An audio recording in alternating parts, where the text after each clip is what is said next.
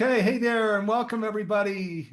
We're thrilled to be here. I'm Steve Farrell. I am a co-founder and the executive director of Humanities Team. And look who I have with me today. I'll, I'll give her a proper introduction here shortly, but the beautiful Arielle Ford. And Arielle, really been looking forward to doing this program with you. Thanks for being here. We're live. I'm coming to you in Boulder, Colorado. And I'm guessing, Arielle, you're at home in La Jolla, California. Is that I right? am, yes. Okay. So, hey, a big welcome to everybody. And in the studio, we'll just wave at you. Thanks for being here. Real exciting program in store. You're gonna have a blast with this hour, and Arielle and I are gonna have a blast with this hour. So first, a shout out to you all stream members that are in the studio, Humanities team members, Humanities Stream Plus members, on social media. So YouTube, Facebook, Meta, all over the place. Sign.network. So John Raymer and Summer Raymer, thank you all for picking up this program, making what they call a wave, where they take it out to sites all over the world. And Arielle Ford's friends. So, big welcome to you all, because this is actually not only live, it's recorded. So some of you are going to be coming in here even through the week and into the weekend, and you're going to enjoy this program. Stay tuned here. So, of course, with Arielle, we're going to be talking about love, right? We're going to be talking about love in many different dimensions, because she is the queen of love. And as when we go into this area of consciousness, wow, it's such a thrilling, incredible journey that you're going to hear about here as we get into our conversation. Let me go ahead and give her a proper introduction as we get started. This is a longer introduction than I would normally have for this program, but I want to take you through the full introduction because there's probably things about Arielle that you don't know that you'll want to know. So here we go. So Arielle Ford, she is a leading personality in the personal growth and contemporary spirituality movement. For the past 30 years, she has been living, teaching, and promoting consciousness through all forms of media. She is a celebrated love and relationship expert, author, speaker, and is the co-creator and host of Evolving Wisdom's Art of Love series. Her mission is to help women find love, keep love, and be love.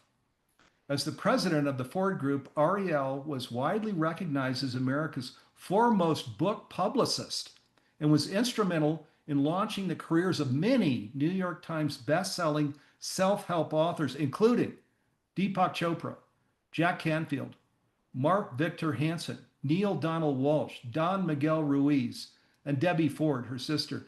So that's like a wow, isn't it? So Arielle was the publicist for dozens of other top-selling authors such as Wayne Dyer, Marianne Williamson, Louise Hay, Gary Zukav, Dean Ornish, Joan Borasinko, Jorge Cruz, and Don Miguel Ruiz. She's retired from PR and marketing. Arielle is a gifted writer and the author of 11 books, including the international bestseller, The Soulmate Secret, Manifest the Love of Your Life with the Law of Attraction, published in 21 languages and 40 countries. She has also written many groundbreaking books, including Turn Your Mate into Your Soulmate, A Practical Guide to Happily Ever After, and Wabi-Sabi Love, The Ancient Art of Finding Perfect Love in Imperfect Relationships, and Turn Your Mate into Your Soulmate. Her 12th book, The Love Thief, is Arielle's debut novel, a romantic spiritual thriller, and has been described as Eat, Pray, Love meets Dirty John. Okay, so that's going to get your attention. Eat, Pray, Love meets Dirty John. So I'm looking forward to hearing about this novel. So a longtime student of love, Arielle regularly presents workshops around the world, including England, Germany, Italy, Mexico, Kuwait, Canada, Romania, Ireland, Australia, and Bali, as well as personal growth centers such as Omega Institute, the Chopra Center, Echelon Alternatives in London, Awesome Fest, Celebrate Your Life, and many other prestigious venues. Arielle has been called the Cupid of Consciousness and the Fairy Godmother of Love.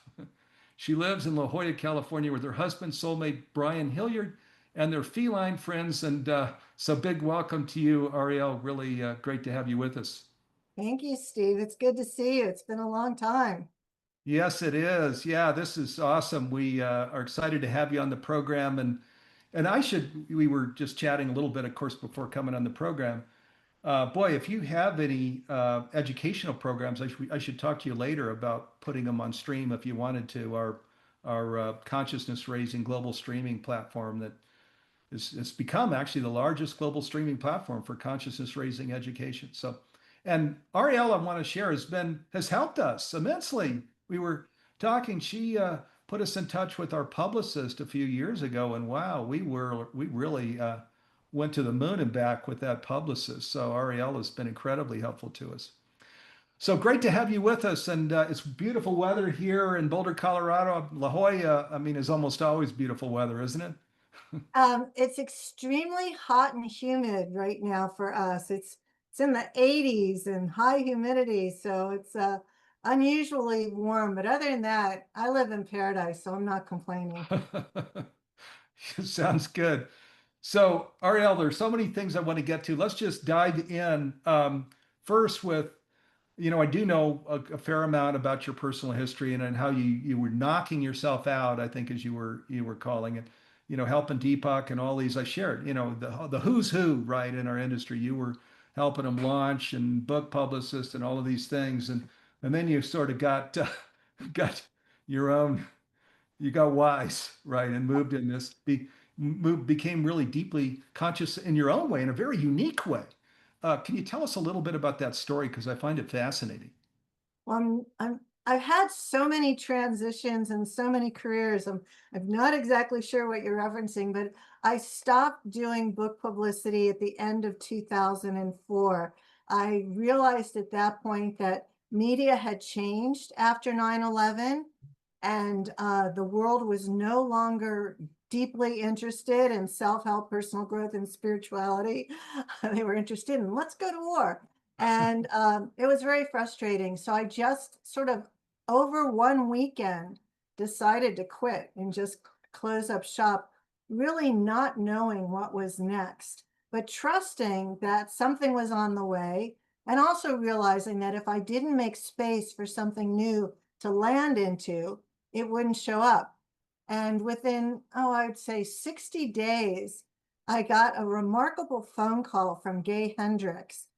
And Gay and I didn't really know each other. We'd met once, but he called me up and he said, I want you to drive up here to Ojai, which was a good 3.5 hour drive, and meet with me. I want to tell you something. So it's like I had nothing to do. I wasn't going to work every day. So Brian and I drove up there and he sat down and told me this incredible story about this idea he had to create something called Spiritual Cinema Circle, a DVD club specializing in spiritual and conscious features, documentaries, shorts, and animation. And he said, I want you to be my partner. And he said, and there's no upfront money, but when we make money, you'll make money. And I was like, yes, yes, let's do that. So that was the next 3 years. And it was just a wild, incredible, fabulous ride. I think I watched 550 movies in those 3 years because I had to write about them and I had to bring on all our partners to help promote it. It was incredible. And while that was happening, uh, I created this internet product called the Soulmate Kit because I'd already written several books. I didn't want to write another book, and it was this way for women over 40, single women over 40, to use all the tools and techniques I had used to become a first-time bride at 44. Well, I put it out there. HarperCollins saw it. They made me a huge offer to turn it into a book. And then suddenly I had this new career as a love expert. It was like, oh my God, wasn't planning on that, had never led a workshop in my life. And then the next stage of it was after I got married, I discovered I was missing an important component of marriage, which was I had zero partnership skills. I had a really good quality. My best quality was I was good at being the boss, but I was lousy at being a partner. So I put myself on a mission to become a student of love. And that's how Claire Zammit and I created the Art of Love series, where every week I interviewed, 200 of the world's best love, relationship, and marriage experts for myself. I mean, it may have looked like I was doing it for you, but I was really doing it for me. And then that turned into more books and more speaking. So that was the next career. And then we had the pandemic, right? And suddenly I couldn't travel anywhere, the Zoom was just sort of catching on. I'm a dinosaur in the tech world, so I had a lot of free time. And in that free time, a book started showing up in my head like a movie, and it wouldn't go away. It just, no matter how hard I tried, it wouldn't go away. And I could see that part of the book would take place in Rishikesh, India. And so one day I did a Neil Donald Walsh. I said, okay, God, we got to talk. If I'm supposed to write this book, then you have to give me a sign. And the sign you have to give me is I need a $7,000 business class ticket to India to go do some more research. And as soon as I said that, I was like, that's never going to happen. And then 48 hours later, I had the ticket. So that started a new 5.5-year journey to write the book. So that's where we are today. In July, Hay House brought out my book, The Love Thief. It's a romantic spiritual thriller with a very juicy revenge subplot and a happy surprise ending. And now we're here. And I know you're out on book tours now. You were up in Marin, up in Northern California, doing a book tour. You've also got a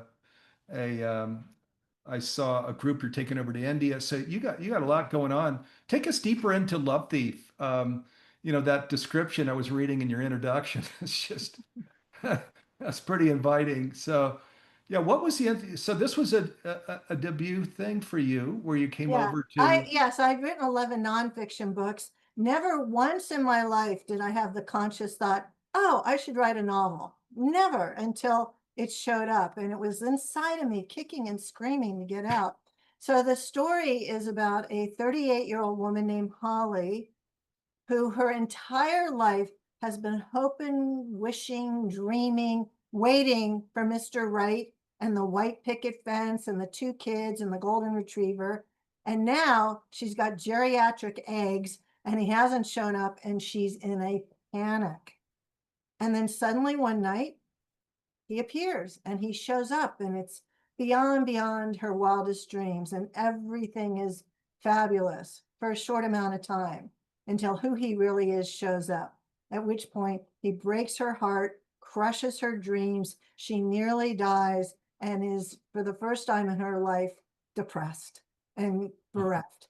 And through a series of all kinds of magic, she ends up going to cooking school in Rishikesh, India, even though she is a non-believer, 100% non-believer. She is the only child of a single mom who is a new age baby boomer who hung dream catchers over her crib. So she's anti-meditation, anti-yoga, doesn't want to hear about tarot cards. Her mother and her auntie go on every Esther Hicks cruise. That is not her thing. So when she gets to Rishikesh, she has no idea she's in the yoga and meditation capital of the universe. No idea that every 10 steps she takes is going to land her in yet another mystical spiritual experience. So she ends up getting befriended by a holy woman, spending a lot of time doing things she couldn't even imagine, having awakening experiences. All the while, her ex-fiance is being chased by Interpol and the FBI, and she gets dragged into that. So I'm not going to do any spoilers here, but it's a great story. People are really, really enjoying it. And without meaning to, there are a lot of spiritual messages that are delivered through the back door. I didn't sit down to write a spiritual book, but they say, write what you know. And I can tell you, I know everything that's in the book. I've lived a lot of it. And if it wasn't my experience, it was somebody very close to me. Okay, so this is Arielle's book. Of course, we're talking about The Love Thief. And so all the bookstores, Amazon, of course, your bookstore in your neighborhood, Yeah. check it out. The Love Thief. Yeah, it's just fascinating. I'll look forward to reading that one myself. I've, of course, followed you and know a little bit about it and even a little more now, but that's that's fascinating.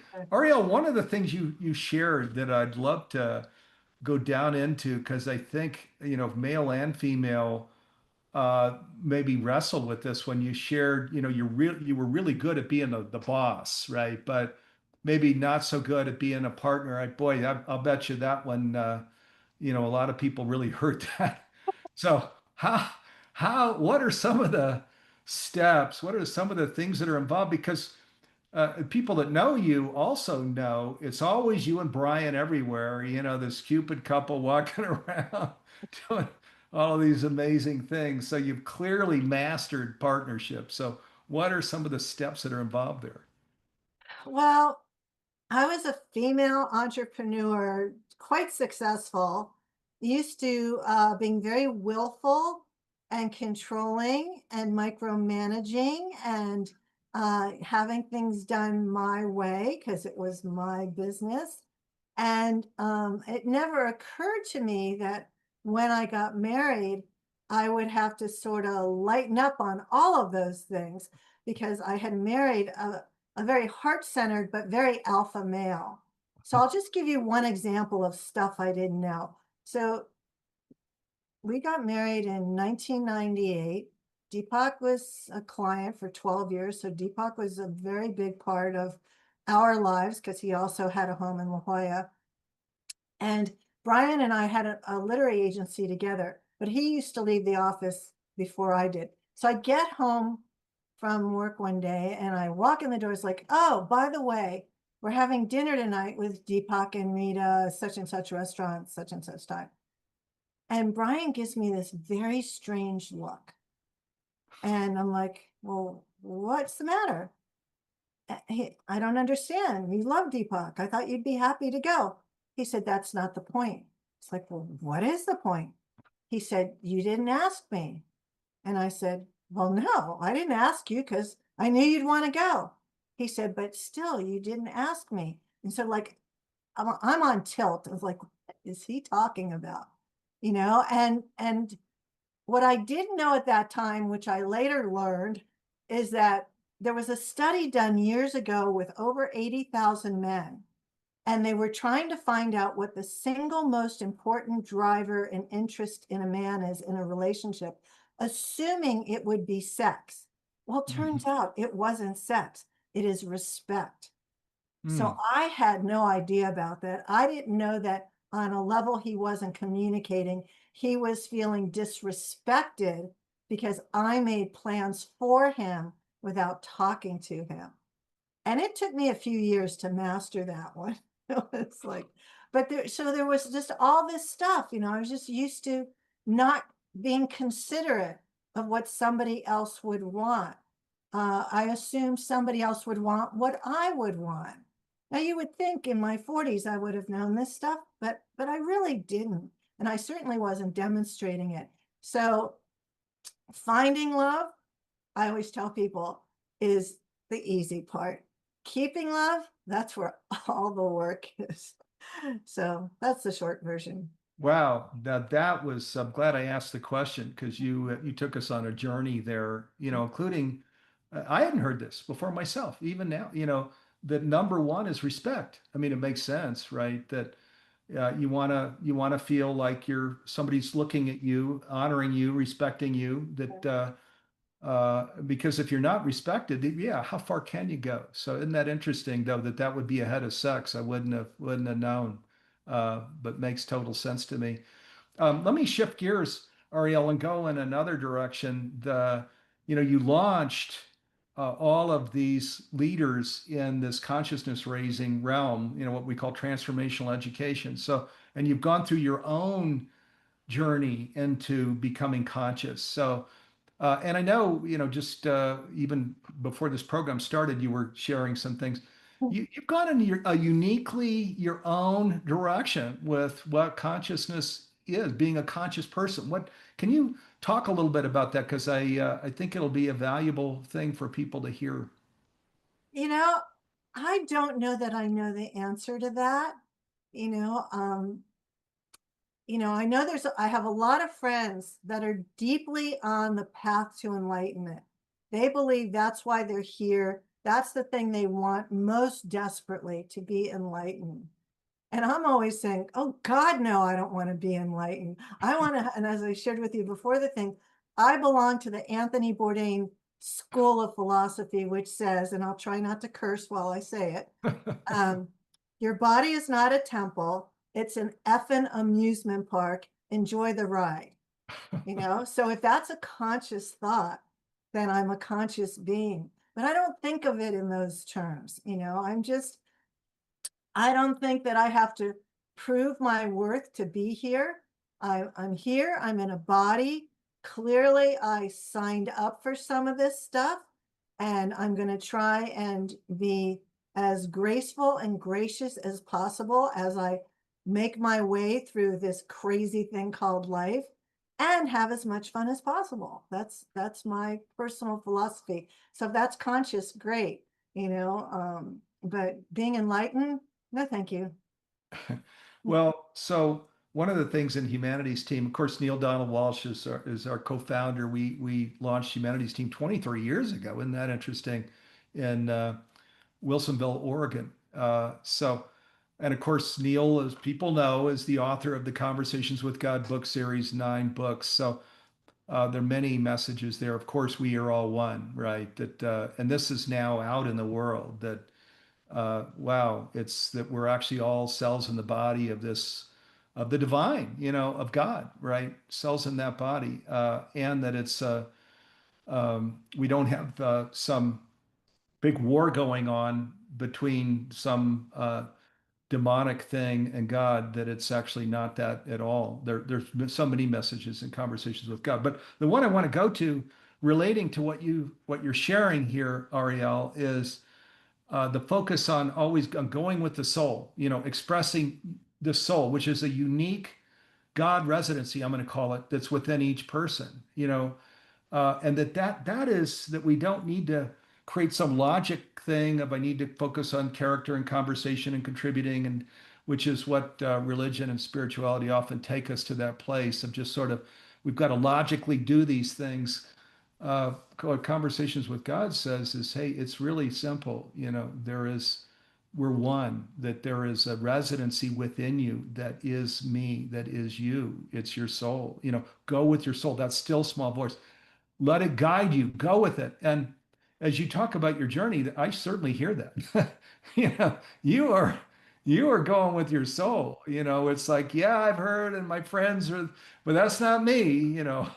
And actually, you're the first person in our space that's brought up Anthony Bourdain and said, "That's my, you know, that's that's my process." So you're going with your soul, which is that's where we want to go, isn't it? We want to go within. We don't want to have some outside influence saying, "Do this and do that and do this." That if we're one, and if we can be guided by simply going into stillness, and then we can embody and express that. I mean, isn't that what conscious living is anyway?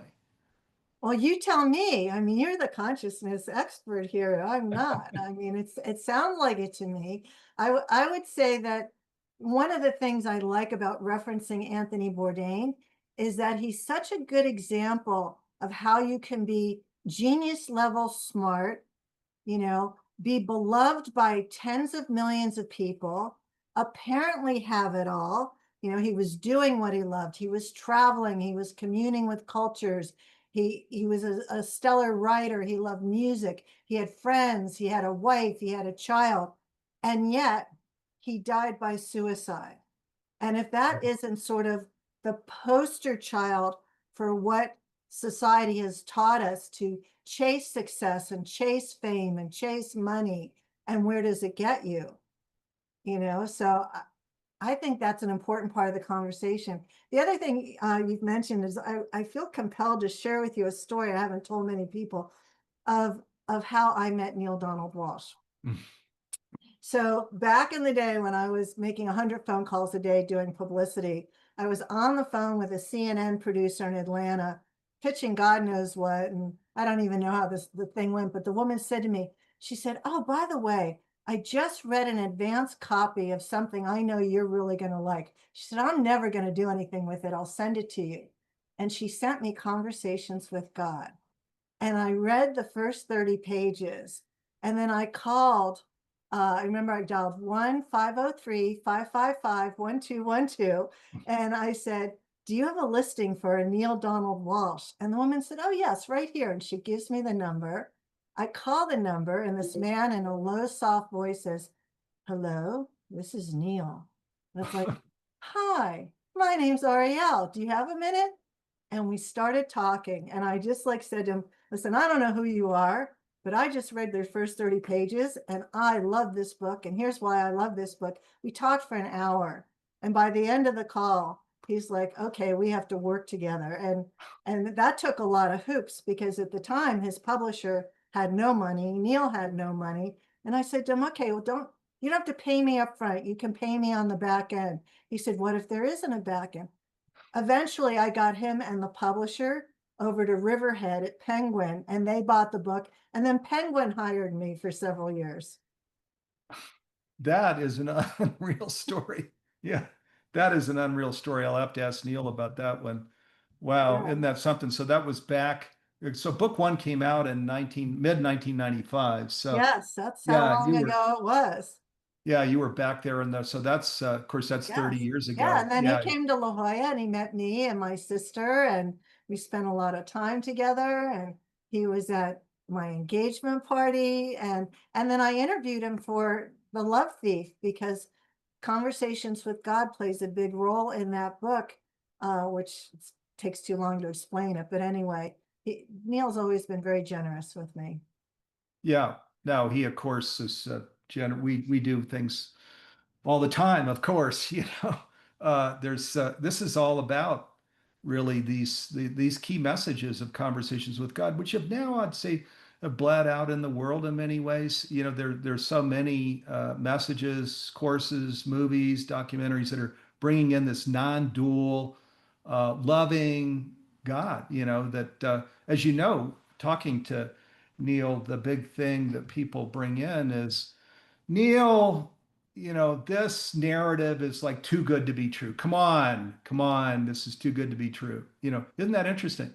That's the pushback on the Conversations with God narrative, that a loving God where there's this turnstile of life where you're this candle in the sun, in the afterlife, and you say, okay, I'm just a candle in the sun. I want to be the light. And God's saying, well, you are the light. And Hey, dummy, you are the light.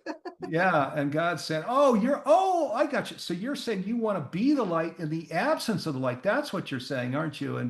And you're saying, yeah, that's what I'm saying. So then boom, you are born into a body, and here we are, So here we are right now, right?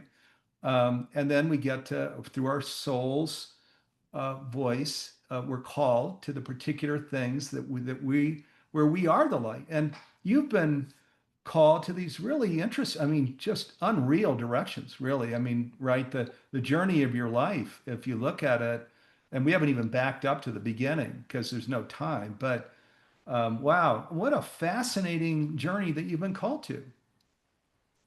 Yeah, I consider myself very blessed, and I think part of it has been that I've never had a 5-year plan or even a 5-day plan. I pretty much like to keep my feet on the ground and use that as my point of consciousness and not make plans. I don't want to dictate where things are going. I mean, there was a time when I did, and I used to teach law of attraction, and yes, it works. The 101 version works, but it's all about ego and willfulness. And now, thanks to the pandemic, because I was locked up for a few years, I have come to understand that the biggest, greatest, most amazing things that have ever come into my life did not come because I was making them happen. They came because I totally, completely surrendered and just said, "Okay, God, show me the next baby step and the next breadcrumb."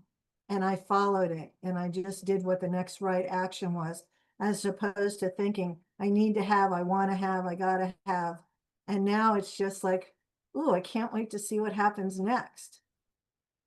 So, boy, I love that you're bringing this in. This is one of the reasons I wrote my first book, A New Universal Dream, to tell my own story of this, because on this what I'm calling conscious journey, where we go from just being growing up in a normal home, where of course we're separate. I mean, you're kidding me, right? And everybody's getting theirs. I'm going to go get mine, right? I mean, we grow up that way in the Western world, right? And then we enter into this conscious journey, and as we do, it's just the things that you're bringing in of I'm sure you probably had family and friends saying, what the Arielle, what the heck are you doing? I mean, are you serious? Are you telling, right? Because you're hearing that voice. This is this still small voice that's saying, yes, this is what is surfacing for me. This is let those doors close. We're big risk. I'm gonna over the weekend closing the whole business, right?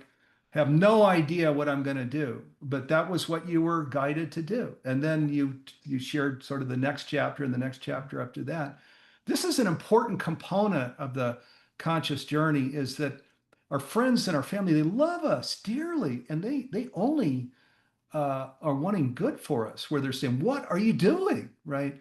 But we've got to really stay connected to that voice and trust it, and know, there's not fact yet, so it's faith. So on faith, we're doing it, we're taking those steps, and where we do, then our life comes into this full blossom, this bouquet that you're describing right now, where you probably wouldn't trade your life for anybody's, right?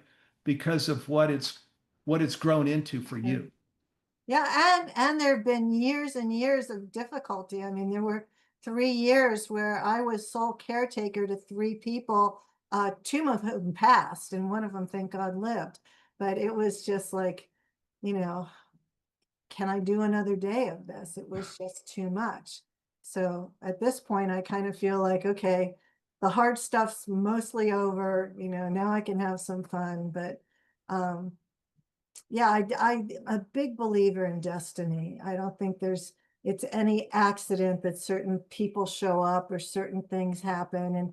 And what's important is to remember that, yes, we always have free will, but most importantly, we have to have discernment. We can't live in the magical thinking, oh, this is it. This is exactly what I needed. You have to be willing to be responsible and be discerning and master. Here's the thing to master: clarifying questions. You know, clarifying questions are really important. Most people are too afraid to ask the hard questions, and you need to do that. If somebody's coming to you with an opportunity, you know, sit down, turn off your phone, start thinking, what else could I ask? What else do I need to know? And become a master of clarifying questions. That's a secret. Yeah, boy. So let's go deeper on a few things here. One is uh, that that the journey isn't just some nirvana thing, that there are massive challenges that are a part of that journey that we're called to, as you mentioned. And I know a little bit of your story, and this is why you gave your TEDx talk, because you got to the other side of that. And so we can get to the TEDx talk here in a little bit. Uh, but first, there are these challenges that are it's not the conscious journey isn't some nirvana thing where it's just all sort of golden slippers. But probably I'm guessing you would say, I know I would say, from the massive challenges that I've journeyed through, that I'm a better person by far, for journeying through them, where I didn't try and say it's too tough and go doing some stupid direction, right or left. I just kept going straight through. It's like, okay, Steve, you're going to deal with this. Yeah. This is what reality is. Then you bring in discernment. And boy, in this country, don't we can't we use like a bigger dose of discernment, And so I love that you're bringing in something interesting, though, because a lot of people talk about discernment. I haven't heard somebody necessarily go to what you're going to. And you're saying, well, now how you get to discernment is asking the clarifying questions, well, what did you mean here? And let's go a little deeper into that. I think that's a valuable Well, one of valuable the great counsel. things about discernment is people are so bad at communicating, especially the ones that rely on texting to communicate. There couldn't be a worse form of communication than texting, so in communication. So let's say you're dating or making a new friend, right? And so it's the get to know you stage. And they say something and you're like, you know, you're recoiling. Rather than kill them off in that moment, you could simply say, did I just hear you say ABC? Is that what you meant? It's that simple, you know, open up the conversation deeper. They may not have realized how it landed. They may have said, oh no, this is, this is really what I'm talking about. But don't, especially in the dating room, so many women hear something and it's like, oh no, I got the ick, I'm done. Whereas if you asked a clarifying question or two, it would change everything, most likely, unless they are radically, I won't use the word. Yeah, and this goes back around even when you were talking earlier about with Brian, and you were, kind of a powerful person in your own right, but maybe not a great partner, of just that, just kind of seeing, understanding, listening, discerning, and going, oh, got it. So, and you've now become a master in that of partnership, because again, actually, this is, if you're known for one thing right now, it's sort of the Cupid of, what I was showing in the introduction, the Cupid of consciousness. And it's usually not your face alone. It's usually you and Brian kind of standing there together, and not standing there. You're having some meal, or you're walking the beach, or you're to show at a show or something that you're doing that's fun together. Well, Brian is the true Cupid of consciousness, not me. That is his life. Those are the conversations he likes to go deep with. He's really good at it. And in fact, the hero of my book, the hero of The Love Thief, has the personality of Brian, because I refer to him as my love chakra on legs. He claims that he exists on the planet at this time because he wants everybody he comes in contact with to have the experience of being loved. Wow, I love that. And that's new to me. I love that's his, so then when you look into this guy's eyes, he's a very caring, compassionate, thoughtful person, isn't he, through and through? Yeah, absolutely. Yeah. So boy, you're blessed in many ways then, huh? Somehow, and when I was on the other side picking out life partners, I picked really well. I'll say, yeah. So, anything, on this, I've already gone deeper, and you shared a little more about going from being a powerful person to a great partner, but that is such that's an arduous path, a lot of people, I think, wouldn't necessarily, that start out being so strong in their own right, maybe would have some challenge of getting to a good relationship, much less a great relationship. Any other little things that you want to put up? Because you write about this. You're a prolific writer, of course. I mentioned that in the introduction. Yeah, just any other little tidbits that Well, you share with people. I had a lot of teachers and I'm a good student. So I retained a lot of what I learned. But one of the things I learned from Alison Armstrong, which was so useful, is how to have a difficult conversation. And actually, it's a combination of Alison Armstrong, John Gray works. I'll just give you a scenario. So Brian and I are out at a party, and we're with you and your partner. And Brian says something to me that totally pisses me off. And I feel totally insulted by it. But it's 11:30 at night. It's time to come home. I'm not going to rip him a new one in public. So we get into the car, and I'm thinking, no, this is not the right time. We're both really tired. Let's go to bed angry. I'm angry. He's not. So we go to bed. And in the morning, I wake up and I very kindly, gently say to him, I have a problem that I need your help with. Do you have some time later today? Maybe we'll go for a 10-minute walk. And of course, his response would be, oh, just tell me now. It's like, no, let's just wait till later. It's not that big a deal. So 4 o'clock, we go for a walk. And I say to him, Bry, I know how much you love me. And I know that you would never consciously choose to upset me or hurt my feelings. And last night, when we were with Steve and you said ABC, I felt like XYZ. And then I shut up. I put invisible masking tape over my mouth and I don't say another word because chances are he's going to say, oh my God, I didn't mean that at all. I'm so sorry, blah, and then that will be the end of it unless I want to be a pain in the ass and keep poking at it. So that's just like, one example of stuff I had to learn along the way.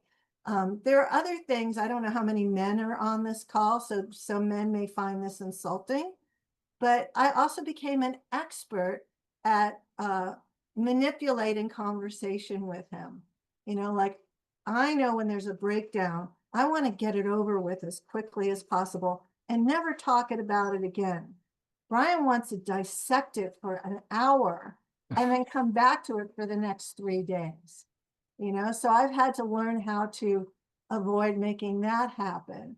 Now if if Deepak's in town and he calls and says, let's go to dinner, my response is, and yes, what time? My response is, well, I'll be there for sure. And I don't know what Brian's plans are.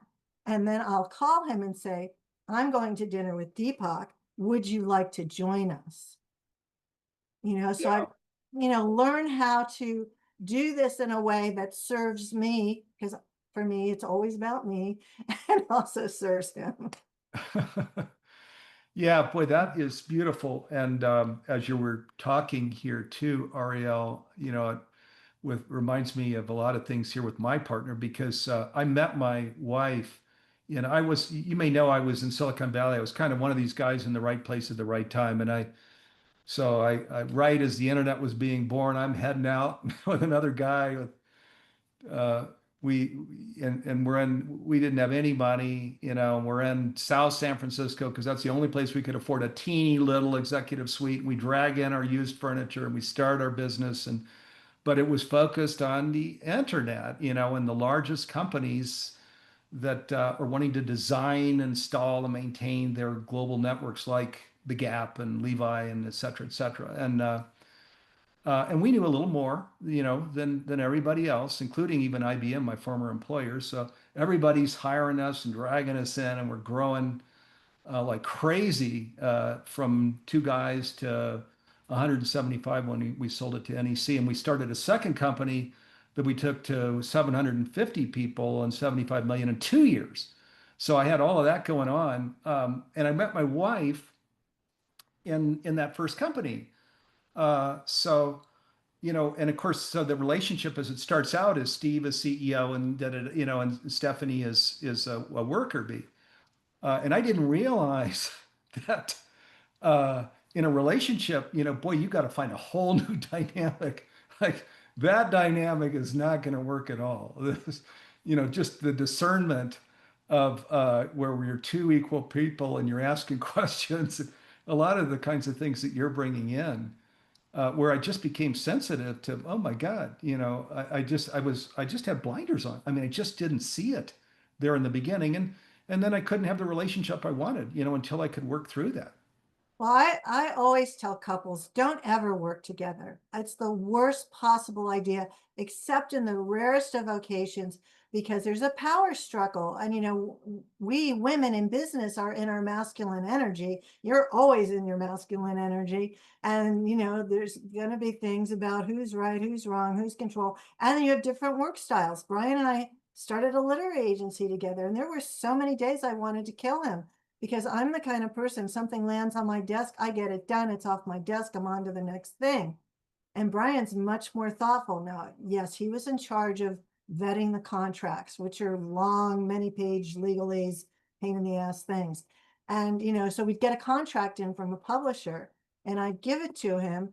And then like 3 days later, well, is the contract done? He said, well, yeah, I've read it through. I've made some notes, but I'm going to read it again.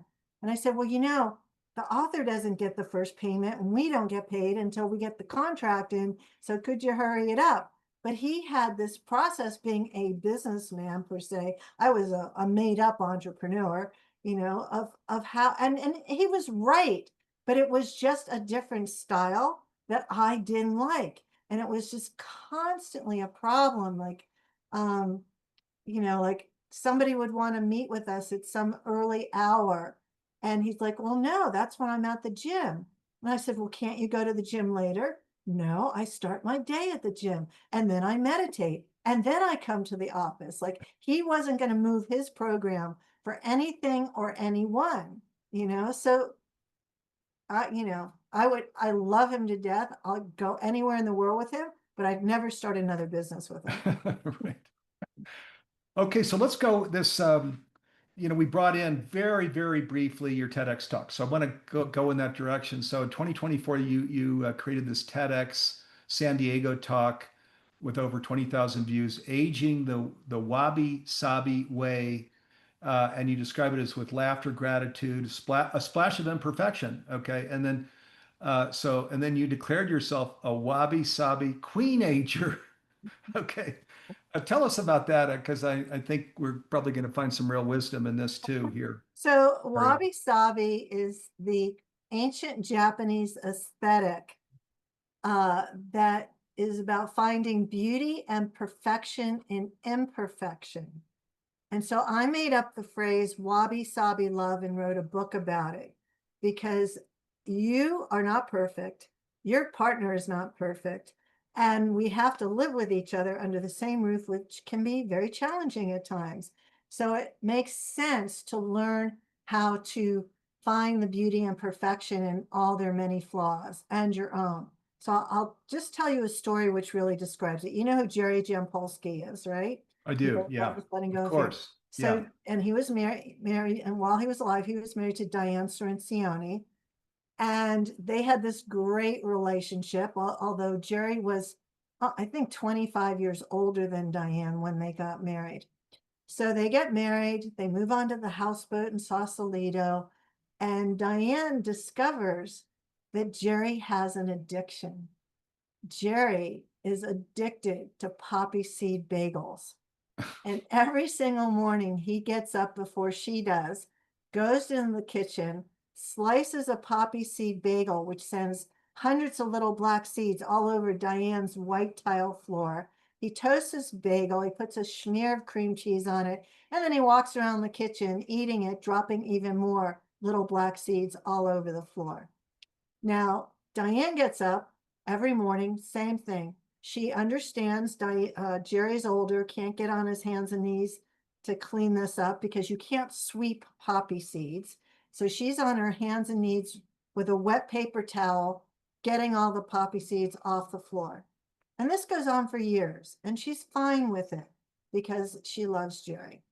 One morning, she's in a really bad mood, and she's on her hands and knees, wiping up these little black seeds for the millionth time. And she has the thought, I wonder what it would take for me to never have to do this again. And then she starts to cry because she realizes that Jerry would be gone. And she gets off the floor and she runs into his office to give him a hug and say how much she loves him. And from that day on, every morning as she's wiping up the little black seeds, her heart is filled with love because she realizes she has another day to spend with Jerry. So that's wabi-sabi love. And Jerry lived to be 98. He died on my birthday 3 years ago. And he was blind at the end of his life, and he was still eating poppy seed bagels. Wow, that is a beautiful story. Yeah, and isn't there so much wisdom there in that? And this is, of course, as we grow older, boy, don't we really come into this where you see that where you understand I'm in a beautiful moment. I'm going to just like treasure this beautiful moment with a beautiful person. And of course, when we're younger, just running right straight through that to the next thing, to the next thing, to the next thing. So that is really truly a beautiful story. And of course, he was an amazing author. Wow, his book on love Love is was, letting go of fear. yeah, that was really something. So I want to go to, I mentioned in your introduction that you've done all of these programs all over the world, and you say you become a student of love through that, and that you've actually learned a lot from just doing the workshops as a student of love. So Yeah. talk to me about that. That's interesting. Well,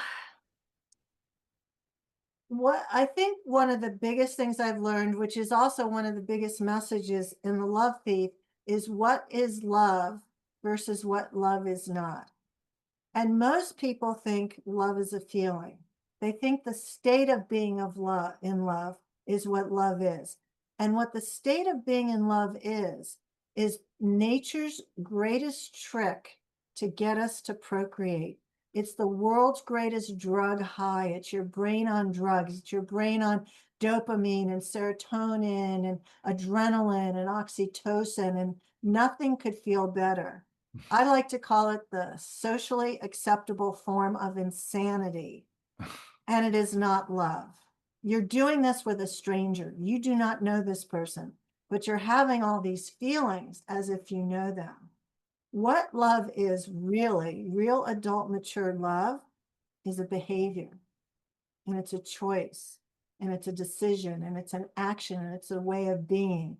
And yes, there are good feelings, and those good feelings come and go. And as anybody who has spent time with a soulmate life partner will tell you, you can love your partner, and there will be days when you hate them. And so understanding the difference between what love really is and isn't is really critical. And what's really sad about the English language is that in Sanskrit, there are 96 words for love. In Sanskrit, and what's that other language? Persian has 88 names for love. Hmm. Greek has 6. We got 1, and we throw it out like we know what we're talking about, and we don't. So, for me, that was, I would say, of all the stuff I've learned as a student of love, understanding what love is. Love is also service, but do we have a word for that? Not exactly.